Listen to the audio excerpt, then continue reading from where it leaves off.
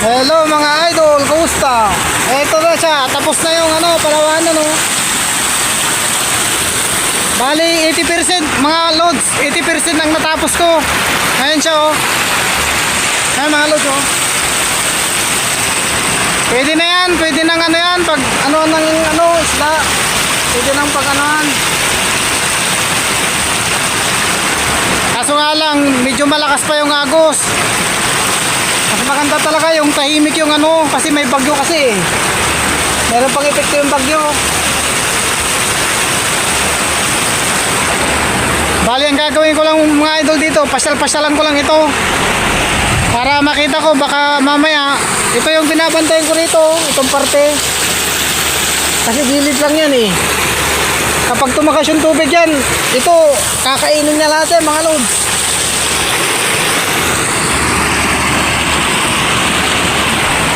Tara mga loads, uwi muna tayo hanggang doon sa motor, maglalakad tayo mga idol.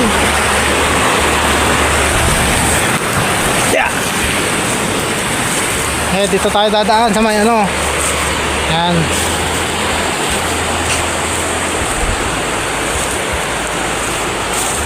siya mga loads, parang dinadaanan ko mga idol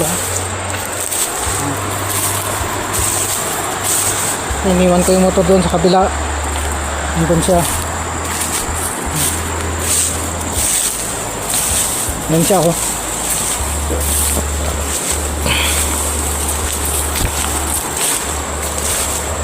ako nang gumawa rito sa daan na yan andun siya tama-tama lang yan dun sa palawanan. Ito naman kawayan na ng mga loads ang kawayan na yan, papasok na ako sa kawayan.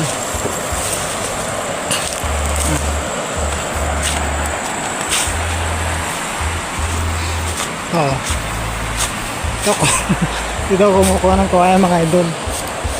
Yan.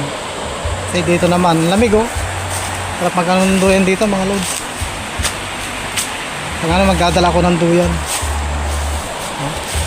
magandang mabayog to mga loads.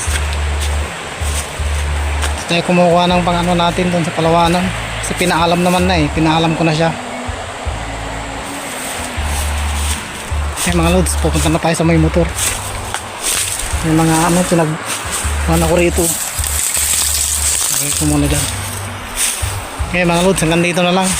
Yan na yung motor